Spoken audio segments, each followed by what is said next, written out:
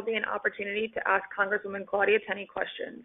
If you have a question for Congresswoman Tenney, please press *3 to ask your question.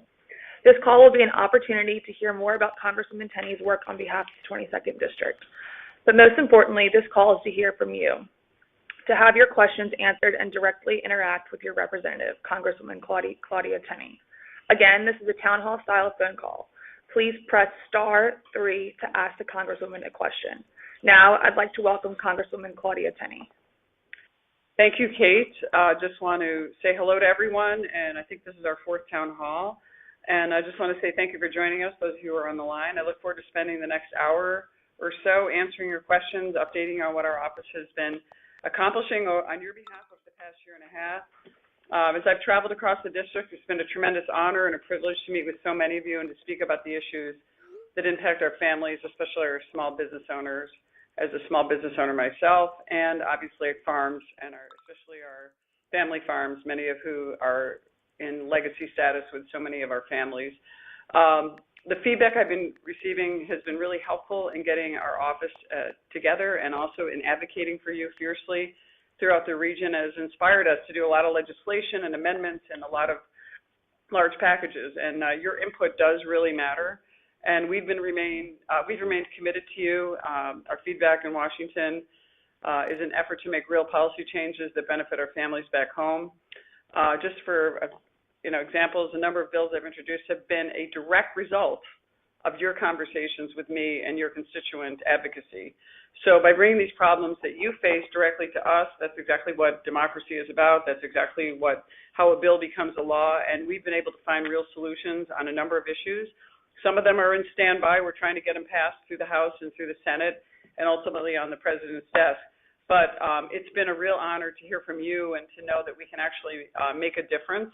And I just want to give you a couple of examples. First of all, one of the issues that I thought was really interesting and that's something I worked on as a member of the State Assembly was the issue involving the Coliseum gym in Rome, where a number of retirees and veterans wanted to access the gym and were no longer allowed to do that. We heard from some great constituents. There was an online petition with over 5,000 people signing the petition. And my hats go off to the Nobles and a number of other people who really fought hard to get this gym in place to help our veterans. So we went to the Secretary of the Air Force and asked her how we do it. And I know I'd asked my representative before, and he was unable to do it. And so we went and said, how do we change the language? How do we make this happen? And so we were able to get an amendment through what's called the National Defense Authorization Act. And through that bill, we were able to come up with a bill that passed the floor unanimously, and we're awaiting the Senate. As soon as that bill passes in the Senate, it's an amendment to the, as I said, the NDAA. That will go to the President's desk and will authorize the Secretary of the Air Force to actually allow this to happen, not only at the Coliseum gym, but throughout the nation. So again, my congratulations and thanks go to the Nobles and also to Mr. Doar for his advocacy and his work on this issue. It's actually going to become a national law, and we're really excited about that. Another issue is we were speaking with a young widow, a woman named Donna Osier. She had a veteran issue with her husband, and wanted to honor him in a way that she wasn't able to honor him. And we brought that. It had to deal with a veteran's burial issue and dealing with someone that's being buried or being cremated and being able to get the same honor that every other veteran has. And we were able to get that bill to the floor, or that bill done, and we're hoping to get it to the floor and passed by the end of session this year. So those are just a couple of examples. There's many others that are just resolutions and things that we've been able to pass or money that we've been able to bring to the district. So over the past 18 months, we've worked really hard. We've been all over the district. We've traveled everywhere through all the counties. I work basically every day, most of the day, but I love it. It's an honor and a privilege to advocate and fight for our region, which desperately needs someone who really cares, who brings an independent voice like I do, who's a small business owner, who's also an attorney, and also understands just how to navigate through some of the complexity of the federal government and the bureaucracy, as I did when I was a member of the Assembly. Only in this situation, we are seeing unprecedented downturn in our economy in New York State in the past, and we're trying to turn that around, and we're starting to see some things move and some things happen. And that's why I continue to focus on the economy. I think that's what's really important. Our economy is what brings everybody up, and rising a rising tide lifts all ships, and it's definitely been the path that we've been on. And we've been successful at a number of issues in delivering to our region. We've secured a number of grants for local police departments, fire departments, and first responders. I'm really excited about working alongside of our very aggressive and strong advocates in Madison County we've been able to do some significant upgrades to the rural water systems there, and we're working on several others in the district as well. We've been able to obtain record level of funding for the Air Force Research Lab, otherwise known as Rome Lab, and have worked to expand that footprint with the testing at Griffiths Airport. So in partnering with our local community action agencies, I fought to restore the community service block grants. Many of you don't know what that is, but it's funding which provides assistance to our most vulnerable populations, specifically our community action agencies. It's been really terrific to work with a really amazing guy named David Bradley, who's basically the brainchild of this entire operation, and he's been amazing at helping us give a hand up to a lot of people. It's not a handout, it's a hand up, and I've been really proud to work with David Bradley and receiving a great accolades from him and getting historic and increased funding for those agencies as well.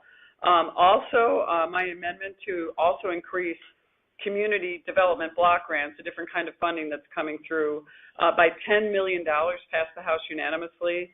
Cities like Rome, Utica, Binghamton rely on this funding to help their most vulnerable populations, whether it's people with special needs, people dependent on Meals on Wheels, or other people who've fallen through hard times. And so these are really important that we've been doing that. And these are, again, another type of program that really gives people a boost. It doesn't keep people on dependency. It's meant to give people a boost, so we're really excited about that.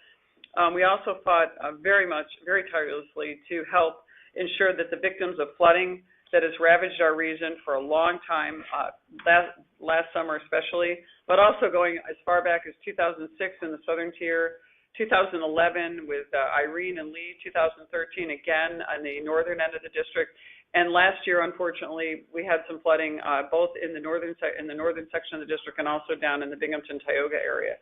So we have been working very hard to secure disaster declaration for that region, Oswego County as well. That had to deal with Lake Ontario. We're still working on some of these. Some of these are a little frustrating for us to get through, but we're providing funding for Broome, Cortland, Herkimer, Madison, Tioga, and Oneida counties. I've also worked with our senators from New York to lead the way in calling on the Senate to bring up and pass important FEMA reform bills to ensure that our region won't face the problems when applying for federal funds. And that's something that we've been working on with the National Flood Insurance Program. And as a member of the Financial Services Committee, I've been working very hard with Congressman Sean Duffy, who's the head of that committee, on making sure that New York State does not get left out of this equation. And even though we're a landlocked district, that we continue to get the support that we need. And it's through no fault of our own, but we're continuing to fight on that support. And we're working hard on that, and there's more to come. We faced a few obstacles, but we're continuing to fight every day to overcome that. As you all know, I'm a very, proud mother of my son, who's a captain now in the Marine Corps. And I've been a leading voice for veterans in Washington. And a couple of things that you should know is we passed the VA Accountability Act, which is a really big deal. And we made critical changes to the VA that will create a new culture of accountability with the VA, but also realigning and streamlining the VA so that it works for veterans. The VA Mission Act was passed recently and signed into law by the President. Now, these are just first steps. There's a lot more that we need to still do with the VA. I have a number of ideas that I would like to put past our new head of the VA, Mr. Wilkie, and he is, as soon as he's got time to meet with us again, we're going to talk to him about some of the ways that we can streamline the process and make sure that not only do we get access to the care, but the veterans continue to get the compassionate care that they deserve after serving our country and protecting our freedoms. The House, as you know, unanimously passed a bipartisan bill called the VA Bonus Transparency Act. That was a bill that I co-sponsored, and that was incorporated into another law. We had another bipartisan bill. Every bill that I put out is bipartisan, by the way. Every original sponsored bill, we try to find a Democratic co-sponsor, and we take a lot of time to do that. We want to make sure that the language that we put out is bipartisan from the get-go, so when we get to the floor, we have bipartisan support on it. So we've been very successful in getting those through, and I'm really happy and honored to work with a lot of my Democratic colleagues who are good people and do care about their district, but also care about this country. So We are working hard to find common ground. It's not always easy, but it takes time and it takes some work to move us in that direction. Another bipartisan bill that I did with Congresswoman Brownlee from California is a bill called the Veterans Entrepreneurs Act, and that gives veterans the tools to fulfill the dream of owning their own business. It actually helps with entrepreneurs who might have been with veterans and giving them a little boost if they want to move and start up a business. And we're moving that through the process. Hopefully that will become reality soon and something that will really help our veterans. We also have come up with a number of things to protect our property taxpayers in New York, which is not a federal issue. It's actually a state issue. But we have stood up against some of the proposed elimination of the state and local tax deduction that was part of the Tax Cuts and Jobs Act. And we know that that's not the fault of the federal government. It's the fault of overspending on the state side. But we've been able to restore that deduction, and it was part of the U.S. tax code since 1913. It's not as liberal as it was before, but we at least got to restore it, and it's 95% of the people that live in the 22nd district are going to be able to write off their state local taxes, in addition to sales tax, which can also be counted on their federal returns. Ultimately, our efforts and fighting on tax reform and getting the historic tax credit, I always give credit and where credit's due, and this goes a lot to our Binghamton Mayor, Rich David, who has been very instrumental in preserving and helping us with the historic tax credit, expanding the so-called state and local tax deduction, which we mentioned, continuing the deductibility of medical expenses, and to help our most vulnerable seniors in defraying high medical costs. So we were able to retain and keep those in the tax bill. They were slated to be removed by the president and the administration, but we fought to get those back, and that's what actually got us to where we are and voting a yes on that bill, and we've seen really good results from it, especially for our lower and middle income taxpayers. One of the big things, and as you know, I'm a small business owner, and I see everything through the lens of a small business owner, and that's why I have a 100 rating still from the National Federation of Independent Business, which is protection and advocacy for the small business community, which creates 70% of our new jobs. And interestingly enough, almost 98% of the businesses that are in the New York's 22nd district are small businesses. So that should be our focus. That's where I'm trying to bring the greatest amount of help to our region. One of the other things with implementing that is I want to mention something really quick before we go to the questions, and that has to do with something that I did, and I think it's a big topic today. But as a freshman member last year, before we even got sworn in, a number of us got together, and we decided to sign what we call a commitment to civility, and that was to change the discourse as we see it in Washington. And all but 3 Democratic members in the freshman class signed on to that. And in doing so, what we did is endeavor to make sure that we put out bipartisan legislation, which I've done, and also to work with our colleagues on the other side of the aisle on resolutions, on dealing with anything that we deal with on the executive branch or in our communities. And so far, it's been a really great issue, and it's been something that we've been sticking to. And, I'm really proud to say that all my original sponsored legislation is all bipartisan. And so it's been great to learn that they're not the enemy on the other side. We just need to work with them, and it's been something that is not easy. And it takes a lot of time to advocate for our district because, by the way, everybody else wants what we have in our district, so we have to fight to keep it, and we have to fight to grow our district. So over the course of the last 18 months, we've helped thousands of constituents who've had difficulty dealing with the federal government, whether they're veterans, seniors, people trying to work with their Social Security issues or whatever it might be on the federal side. So, what's really happened in the last year and a half is we've actually made landmark progress in our effort to prioritize veterans, to deal with active duty members of our military, to rebuild our national defense, to obviously introduce legislation that was adopted that I was happy to see the president sign into law to crack down on human trafficking and protect these victims of this terrible injustice. We've also been able to provide a lot of tools for our law enforcement and our first responders. And one of our biggest issues that we've been really strong on is trying to figure out a way to solve this opioid scourge in our communities and this problem. And we've been working really hard on that. Our office has responded to over 120,000 messages. We've answered over 26,000 phone calls. We've explained every vote publicly. We've hosted mobile office hours throughout the district. We've done a number of what I call coffees. I don't like to call them town halls because there are other people who make them political, and so we like to call them coffees or meetings or open forums where our constituents can come in, and I think we've done about 13 or 14 now throughout the district.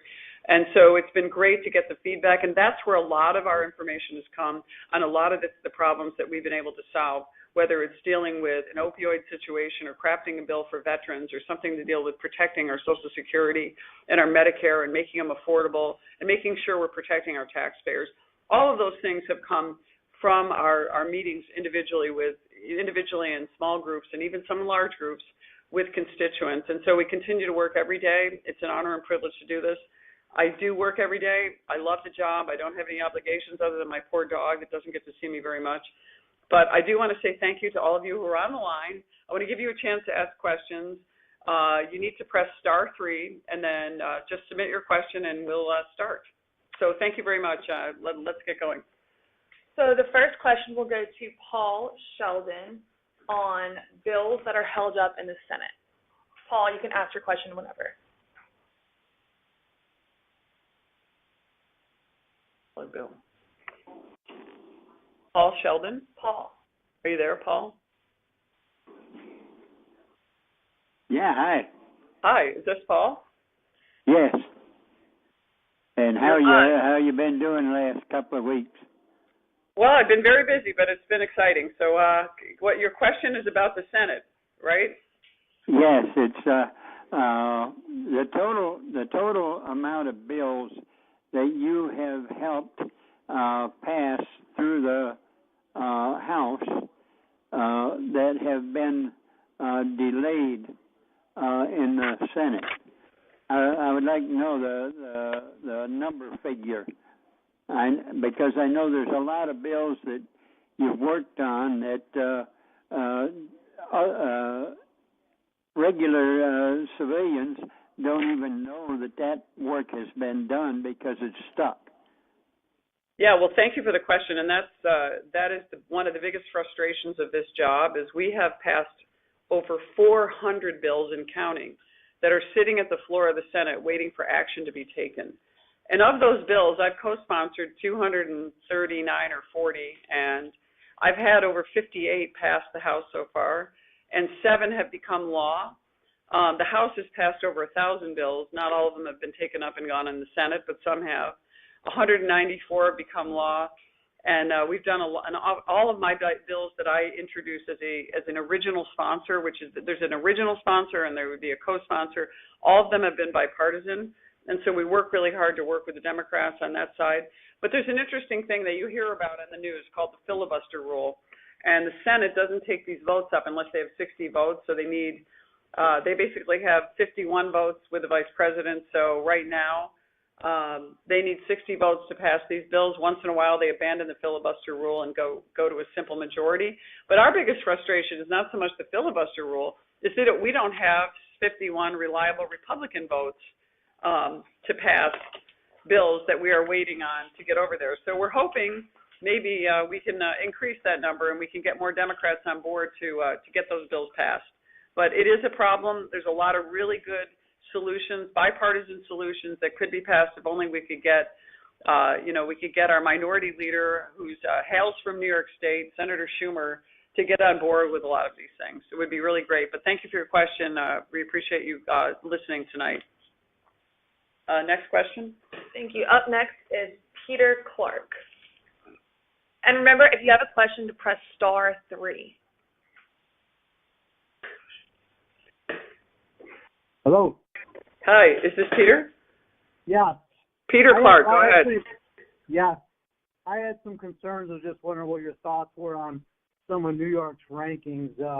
We currently rank last in freedom, highest tax in the nation, second worst business climate, third highest property tax burden, second worst debt burden, and I think we're currently $4 billion, have a full $4 billion budget deficit. And I was wondering who you're going to support for governor this November, and was hoping that you would support Larry Sharp. Thank you, and you're exactly right. One of the biggest frustrations of being a lifelong resident of New York, and I live across the street from the house I grew up in. So I've been here my whole life except for the time I was in college. Well, I went to college in New York, and I went to law school in Ohio. But it's been very, very frustrating. You know, I attribute a lot of that. I was in the state assembly for 6 years. There's tremendous corruption. The state assembly itself was labeled as the most dysfunctional legislature in the nation in 2004 by a liberal organization known as the Brennan Center for Justice. It's just the corruption level in the assembly under the former Speaker Sheldon Silver was deplorable. It was terrible, but it's not really any better. And now we have Governor Cuomo, who I consider to be someone who is taken advantage of the citizens of New York for his own political purposes. And our taxes have gone up. Our sales tax are some of the highest. Upstate New York has been struggling, and all those things you point out on the least free state, one of the highest in taxes, combined property and sales tax, very frustrating and very difficult. Right now, I think we have the highest average minimum wage that's forced on us by the government as opposed to one that comes in organically through a dynamic economy, which is the ideal way to do it. And so that has put us in a huge disadvantage. We have the highest outmigration of people, by the way, which you didn't mention, which hurts our economy, which is why I've tried to take the focus off of, $8 billion the governor spends in taxpayer money that he uses to give out to his family and friends or people that curry favor with him, instead of helping and developing our small business community, which is the heart and the backbone of our economy. And that's something I focused on in trying to lower taxes, lower the property tax burden, protect our small business owners so they can create jobs. And as I mentioned in my open, they create 70% of the new jobs. I don't know who I'm supporting for governor right now. I mean, obviously, I'm a Republican. I registered as a Republican the day I turned 18 because my grandmother was pressuring me and said, you got to get registered to vote. But I've always, been a Republican because of the values. I've not always been a fan favorite of the establishment and the insider Republicans, but I've stood true to the values of what we do. And I haven't met Larry Sharp. I like some of the things about Larry Sharp as a libertarian. I think he stands for less government, lower taxes, and a lot of things that I can agree in. I don't know what his chance for victory is, but this race is going to be very interesting. We have a number of candidates. Cuomo looks like he's facing a primary, obviously, from Cynthia Nixon, which I think she's going to be on an independent line in the fall. And we also have the Syracuse mayor, Stephanie Miner, stepping in on an independent line. So you never know. It could be a very exciting year. I haven't made a commitment on any of these races yet.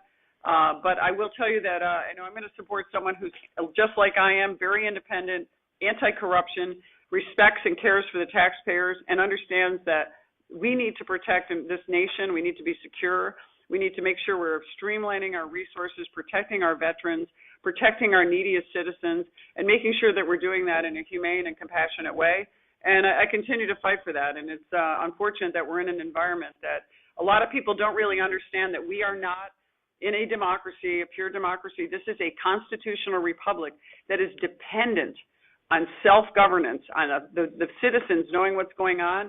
And I have to agree with the president. The single biggest problem with this nation is our corrupt news media that refuses to do its job as the fourth estate to provide these citizens, the self-governing republic, the information they need to make informed decisions. So thankfully for social media and the internet and other free sources like that, we're able to get out and talk about, and people are able to have access to information beyond the news media and some of the mainstream media and what they're trying to perpetrate. But I'm really looking forward to meeting Mr. Sharp. I've heard good things about him, so there's still some time. So I really appreciate your call, and thank you for pointing out, some of the struggles that we have as New Yorkers. We've got to overcome that, and we need to continue to fight against corruption and cronyism, which is exactly what the governor has brought us. Thank you so much. Next question, please. Up next is Patricia Petzinger. Patricia? Hello. Hi. As a veteran, I live in Oxford, New York. Okay. And I wanted to know if you're involved in helping to save the small VA clinic in Bainbridge, New York. Right now, a lot of the rural veterans in this area, meaning me, myself as well, I drive to Syracuse every week for care. Okay. And others, will drive to the Binghamton Clinic, of course. But the little clinic in Bainbridge, New York, a lot of people come really far to get there. And I wanted to find out if you've been involved in helping to save that clinic. Yes, thank you, Patricia. We really are grateful for your service, and I know Thank it's this VA issue is a really tough one, and obviously, my heart goes out to everyone who serves this nation honorably. My ex-husband was a Navy officer, and my son is now a Marine Corps officer. And but I've just worked with so many amazing veterans throughout our community, many who have suffered, and we have a lot more issues with this prolonged conflicts that we've had in the Middle East for longer than any other conflict in the nation's history. And a lot of people coming back with the need for care, even Vietnam veterans, Korean War veterans, our World War II veterans, people who are coming from Desert Storm, and everyone's entering into the system now. And so I'm really concerned because of the rural area in Bainbridge. We've been fighting to try to preserve this. We wrote a letter to Albany, to the VA secretary in April also. We've had meetings with the White House. We're trying to work with our local officials and trying to keep on top of this. We keep trying to emphasize to them how important it is. I know Bainbridge is small. It's in a small area, but it does serve a large number of veterans coming from where you live, over in Oxford and throughout Shenango County and throughout other regions, like including Broome County and Cortland and other areas. And so we're continuing to try to fight this fight. We are going to be meeting with Secretary Wilkie, and we have actually we've penned a letter to him as well. I mentioned it to him personally one day when I was at the White House for an event with the president and with Mr. Wilkie, and said we really need to preserve this system. I know that they're saying it's expensive, we need to cut down the number, but we see a lot of activity in this Bainbridge office, and we're finding out, we're trying to get all the data together so we can really advocate to preserve it. So we just encourage you to continue to work with us and fight the fight and get as many veterans on board to protect and save.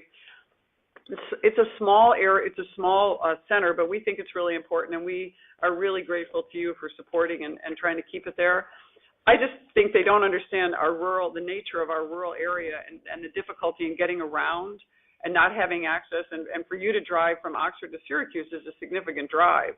And so I think they don't understand, we don't have a lot of access to as many high-speed roads. We don't have as much access to a lot of services that others have in larger city areas. So the rural area actually sometimes suffers worse than the city.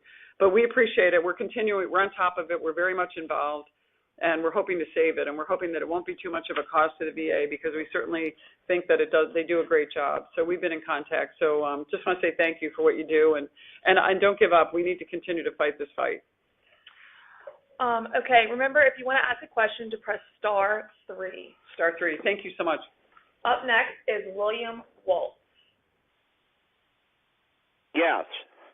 Hi, William. Yeah, how you doing? Great. What I'm asking about tonight is everybody, Democrats and Republicans, have talked about the farms, especially the small family dairy farms. And I see a lot of talk, but I don't see any actions to try to help these struggling small family dairy farms.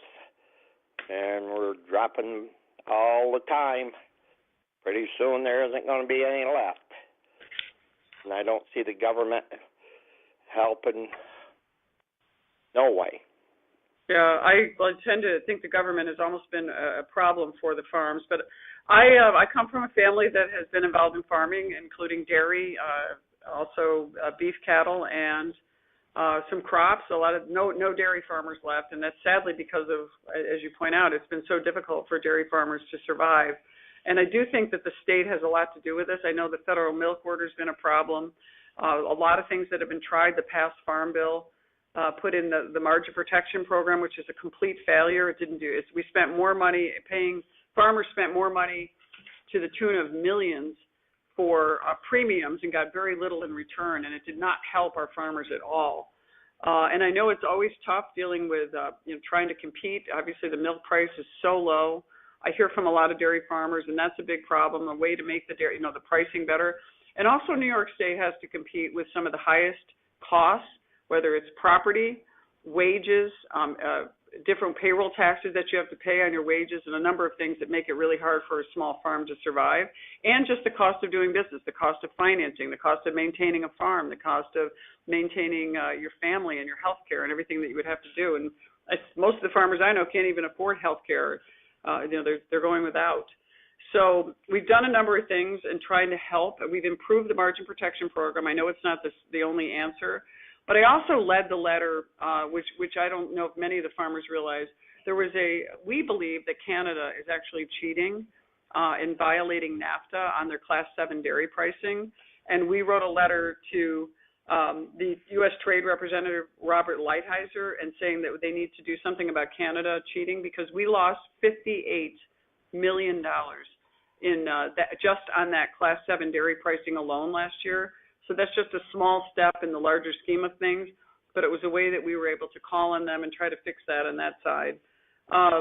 We've also done a number of things. I co-sponsored the School Milk Nutrition Act, which allows the schools now to offer milk that has at least 1%.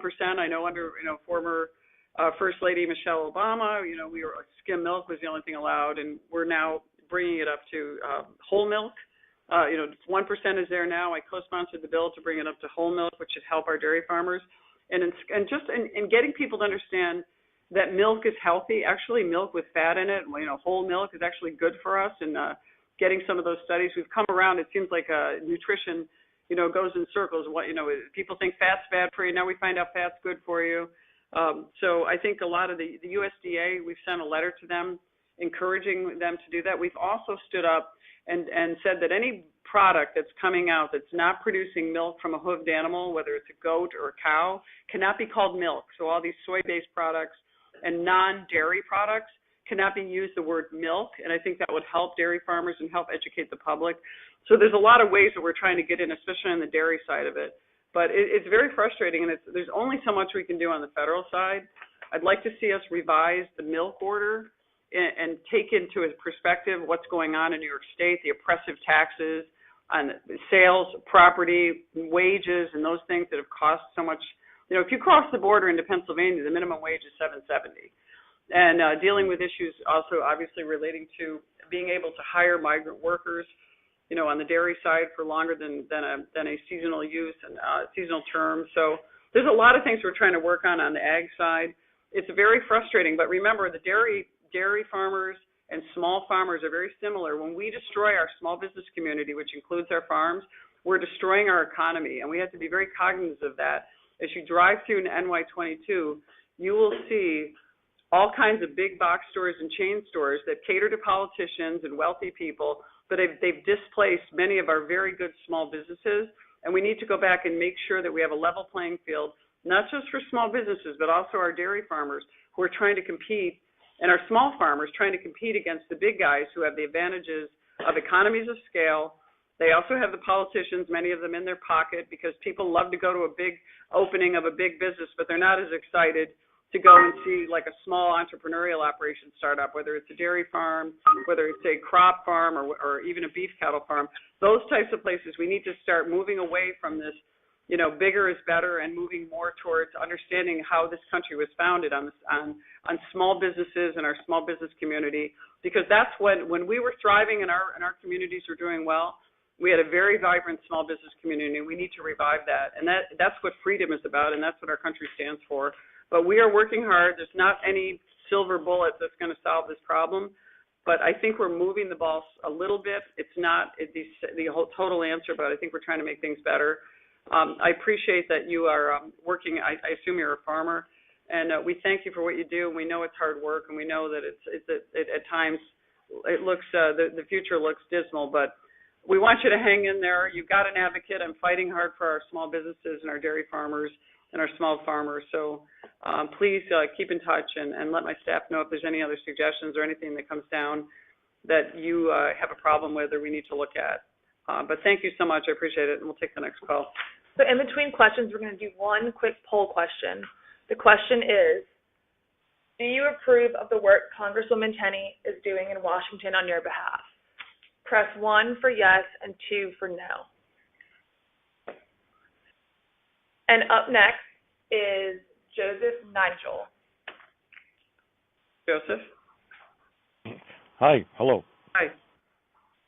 Yeah, my question, Claudia, okay, is the Coliseum gym at Griffiths. I know you've been taking some action on that, and I was just wondering if there's any near sight for approval for the retirees to utilize that again. We're working on it. So we got it passed. Thank you for your call, Joseph. We appreciate it. The veterans are barred from the gym, as you know, suddenly, and they had a lot of different reasons. It wasn't connected to the base. It was after BRAC, or a number of reasons. They said they didn't have the insurance. So we passed a bill changing the language to allow the Secretary of the Military to give that access to retirees and to veterans who are not active duty, and to give people who are affiliated, and can prove they are, and their families. And so we passed the House. It has not passed in the Senate yet.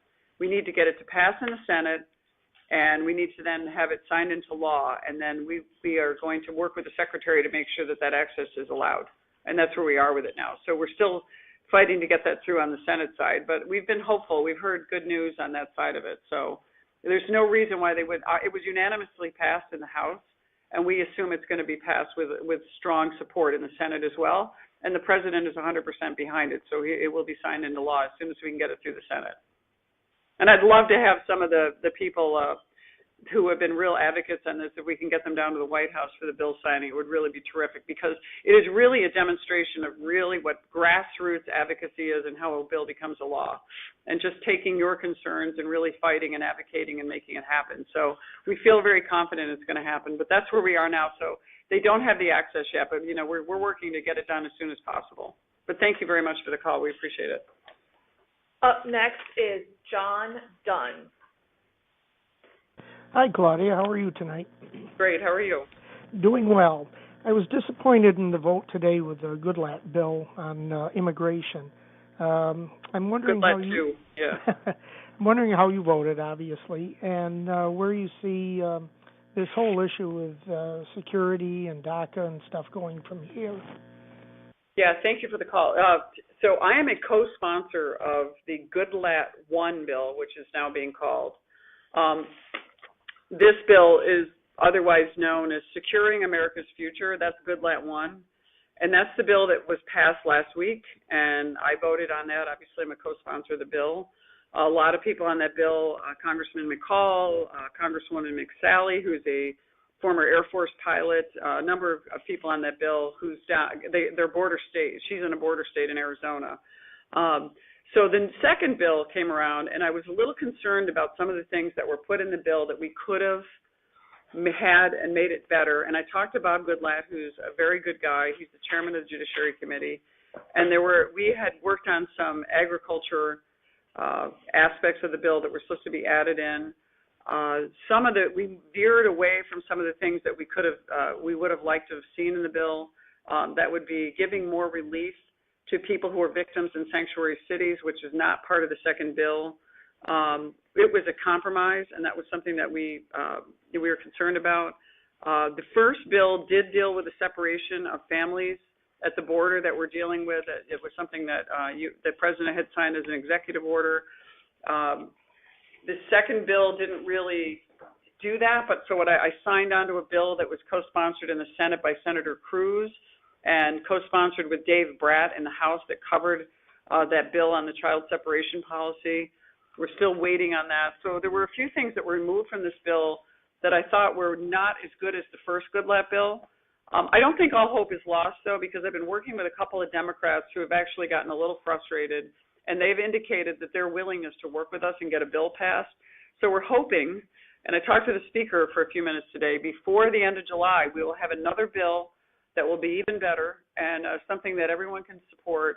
There's just some things that were compromised in this bill that we had that were really solid in the Goodlatte 1 bill. I think we can do a little better. We're working on getting more of our colleagues on both. Obviously we had no Democratic support, but we need to get more support on we need to get 218, or in this case 215 votes on the Republican side. I think we can get there. I think the president supported this bill, but remember the president supported it. 1.8 million amnesty DACA kids. And I think there are a lot of people in my district who would rather see us protect our veterans and do that first and make these people go to the back of the line and have people that are coming to our country legally get to the front of the line. Not that they wouldn't have a path for them somehow to legalization. But I do think that we need a sensible bill that's humane and that understands the realities of, many of these people are already here. You're not going to send them back, but give them a chance. to come up with a way to give them a chance to have some type of legalization. But this bill didn't really cover it as much as I would have liked, although there were some good things about the bill. I mean, the border wall funding was in it that the president liked, but we compromised on some other things. We'll come up with another bill, and I think it'll be we'll get something. But we, unfortunately, until we get the Democrats to pass this or to support us, we can't get it done. And we need Democrats in the Senate. And we need, or at least we need 51 Republicans in the Senate if we abandon the 60-vote rule, and then we need to have them support it, and then the vice president can vote on it. I think everyone's a little aggravated right now, including me, and we're getting a little weary, but it is an important issue, and I think we need to get it right. We need to secure the border. We need to protect people that are coming, children that are being human trafficked from the border, illegal drugs, fentanyl. A lot of terrible things are happening across this country with open border policy. And so it's just going to be a tough change. And I think we just have to be resilient and hang in there and be tough, just like our founders were. And we'll get to a solution, but it's just going to be a little bit rough in the beginning. But thank you for the call. And we'll have another bill up on the floor. Thank you. And remember if you want to ask a question, please press *3. Up next is Jean Roberts.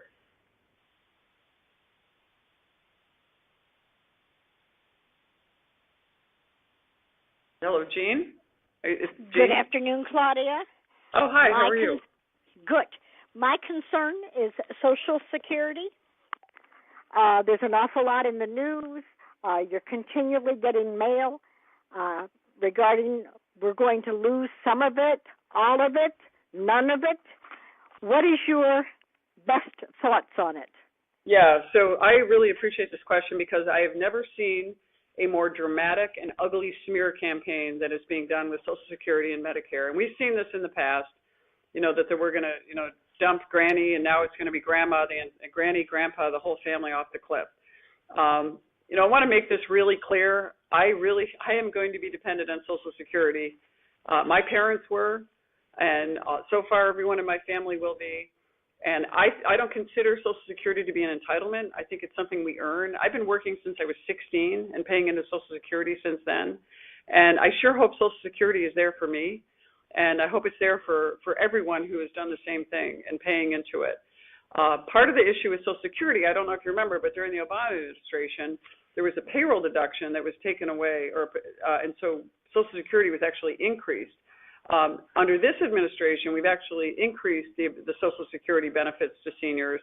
The only problem is because we haven't resolved the issue with the American Health Care Act, the ACA, Medicare is continuing to rise, especially in states like New York. So the rise in the cost of Medicare has eviscerated some of the gains in Social Security. But that being said, there is a lot of Social Security is being given to people who may not have worked for it or may be taking advantage of the system. And so there's a way to try to make sure that we preserve this and make sure that's not happening. And I think there's a lot more efficient and effective ways that we can do that now with technology. And so we can detect fraud, abuse, and waste, like in Medicaid. We're not doing it in New York State. We need to do that. But on the federal side, we can start using technology to make sure that the right people that have paid into the system who are deserving of Social Security will be guaranteed that and will continue to get it. There's a lot of scare tactics out there to try to terrify seniors that somehow Social Security is going to be taken away from them. It is absolutely false. And, I am going to fight every day to protect Social Security and Medicare. Just like I had to deal with it with my parents as well. I mean, and honestly, I think that we deserve more in Social Security. I think a lot of people who have worked, as the cost of inflation has gone up, you haven't seen an increase in Social Security, that goes along with inflation, and that's something we have to prepare for. I think we waste an awful lot of money in the federal government, and that, people who actually pay into Social Security need to have that protected. We've wasted a lot of Social Security. A lot of the trust fund has gone to non-Social Security related expenses. And I think we need to rein that in and really do a lockbox and focus Social Security on the benefits that it's promising to the people that are paying into it. That's how it was originally conceived, and that's what we're trying to do with it. But I feel exactly how right now, Social Security needs to continue to move with inflation, or you're going to not be able to. When I retire, which is not that far away, Social Security has got to be able to meet with the increase in inflation. But, we need to reform it because there are a lot of people taking advantage of it, but we need to realign it and make sure the people who have actually paid into it and who have actually earned it are getting it. and have a guaranteed outcome. So we're fighting for that, and don't listen to the commercials. That's just a power grab by some others. Okay. Thank you for the question. Up next, we have Christine Golden. Christine? Okay. Christine? Please? Christine Golden? Yes. Go ahead. You're on, Christine. Thank you. My question is with school safety. I am an educator and just got out for my little summer break, and I'm wondering what has been worked on or in the talks for increasing school safety, not just for the teachers, but obviously the kids, without necessarily going after large amounts of gun control. Yeah, I am.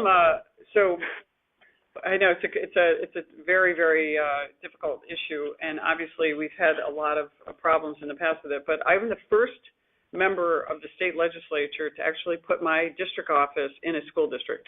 My very first office in 2011 was in the Westmoreland School District, and we had a school resource officer, and that was the year that the governor pulled all the funding for schools for school resource officers. And I was a member of the education committee. I'm a huge public school advocate. I think it's really important. I'm the product of public schools. My son went to the very same public school that I attended and had some of the same teachers, in fact. And my entire family, we are public school advocates. And I thought it was a great experience to be in Westmoreland, and I thought our school resource officers were excellent. And then when I got redistricted, I moved into the BOCES up in New Hartford on Middle Settlement Road.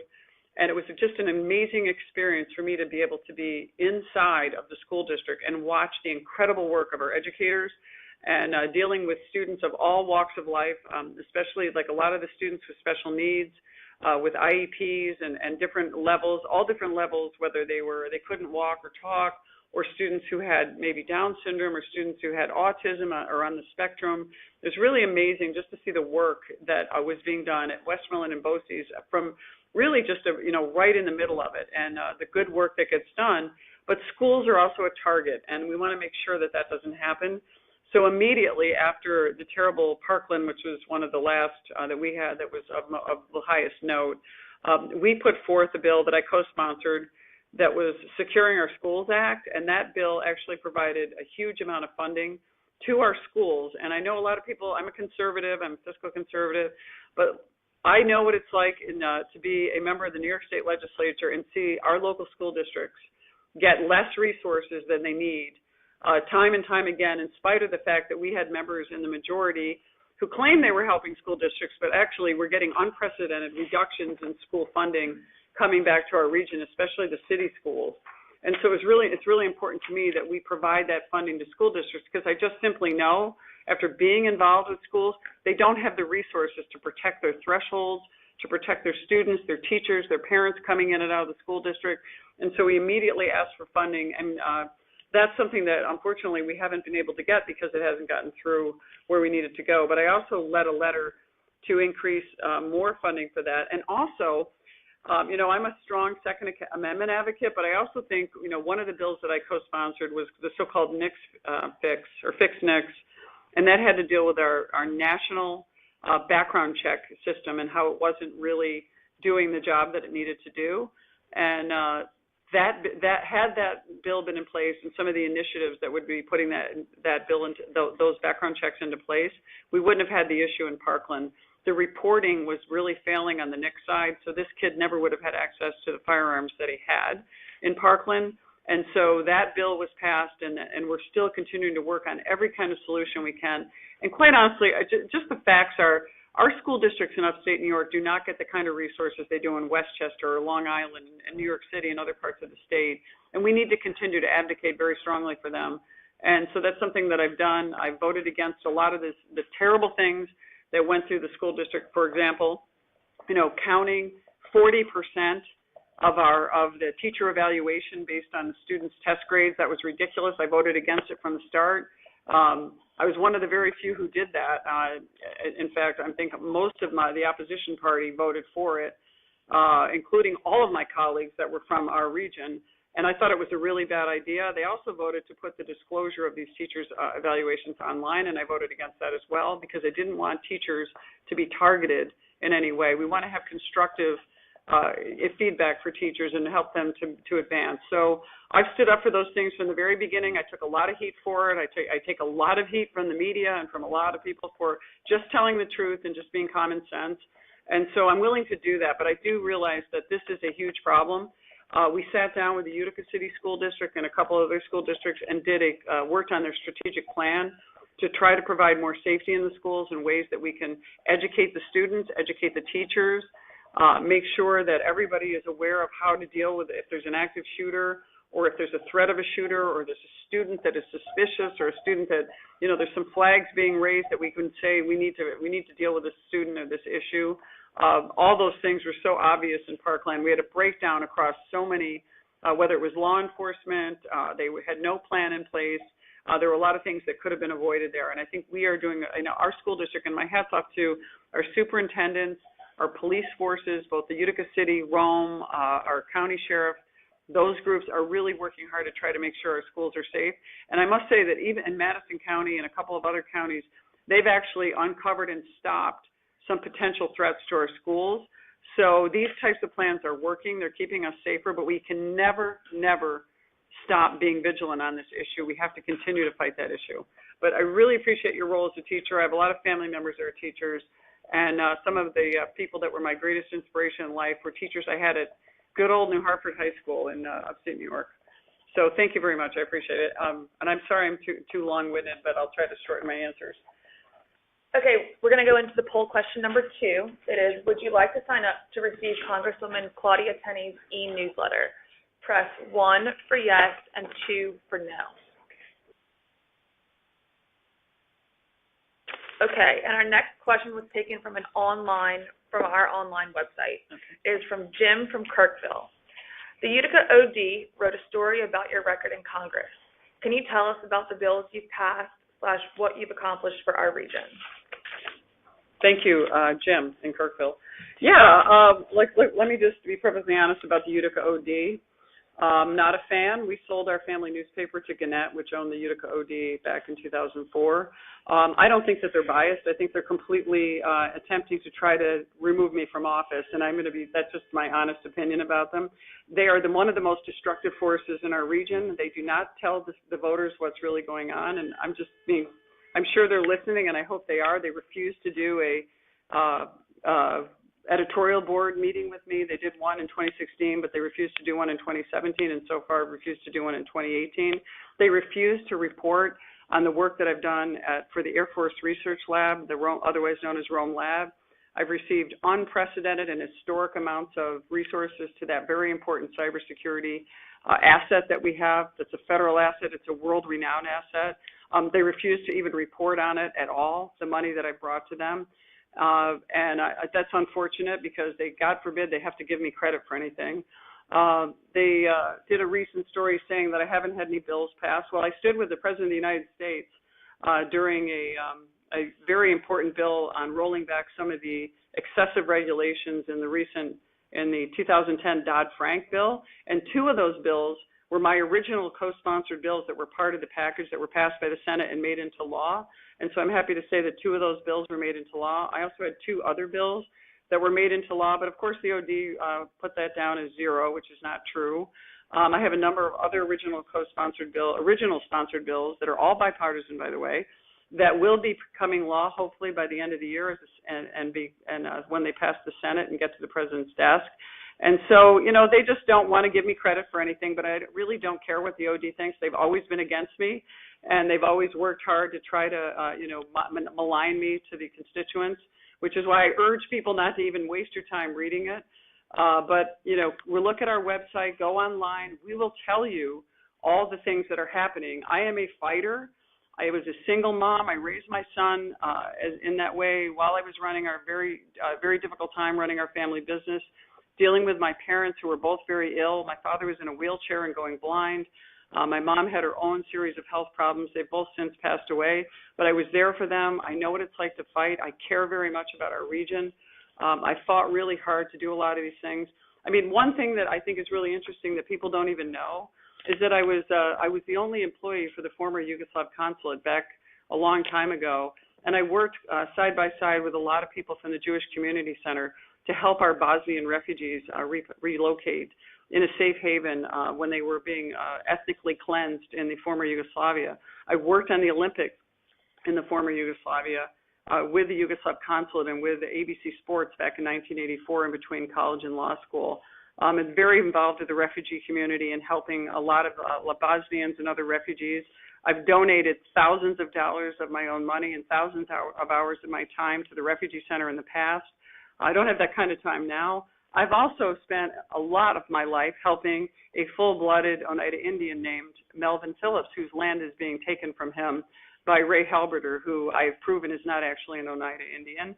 But you would never know that if you read the newspaper, that I'm fighting this battle to help people who really are the true underdogs in our society, and people who really need the help. They need a strong advocate. I've been beat up quite a bit in the media. Millions of dollars have been spent against me. A lot of money, just incredible, all negative mostly. And unfortunately, that's a tough situation to overcome.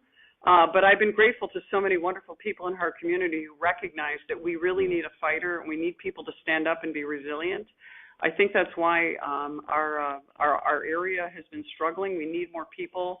I hope that when I retire or when I'm not in office anymore, that we have many more young people who will learn how to be strong and stand up for our community and fight against corruption in Albany or Washington or wherever it will be, whether it's a local government. We need more people to do that, and I try to empower young people to do that. That's one of the reasons I'm so invested in public education and why I always have been, very grateful for what I've had as a person. So, it's tough to deal with the news media that really just has no positive interest in anything. They're really just interested in, profiteering off of wealthy people in our community and making money off of people that can throw their weight around instead of really championing the underdog.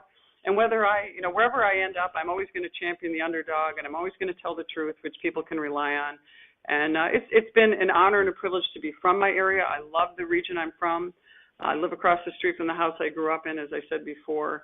And the most amazing people that I've met in my life are right in Central New York. I've been around the world and met all kinds of people, but I have to tell you, they're special. And I was having a conversation at my Colgate reunion the other day, and a number of friends came up to me and they said, what is it about people from Central New York? You guys you just have something about you. You're really down to earth. You're good, solid people. And I'm proud to be from our region, and I'm proud to represent our region. So whether I'm in office or not, I'm going to continue to do that. And I'm just grateful to the people who give us so much great feedback, and even some of the negatives. I mean, some of the people that start out negative end up, we find common ground and we work with them. And that's one of the most satisfying parts about this job, is just trying to get the truth to the people who don't have access to it because of the failure of our media to really give them the true answers. So it's been, I think we got to go, right? So we have talked for an hour. Hopefully we'll continue to do these throughout the rest of the year. And thank you again to all of you for calling in, for giving us your great feedback. We're fighting this battle for you, but I just want to say we want to continue this conversation, and we want to continue to answer your questions and try to fight for you. So if you have something or you have an issue, please stay on the line. Please let us know. Please contact my staff and then get to me. And please come visit us in Washington. We want you to see how great our nation's capital. It isn't as bad as they all say. There's some really good people here. We're draining the swamp. Little by little, takes a while. But anyway, I just want to say, again, thank you to all of you. It's been an honor to serve you, and I look forward to our next conversation and having you be part of our office. Thanks so much, and have a great night.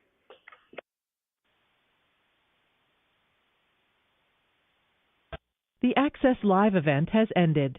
I'd like to thank everyone for participating tonight. I hope you found this discussion useful.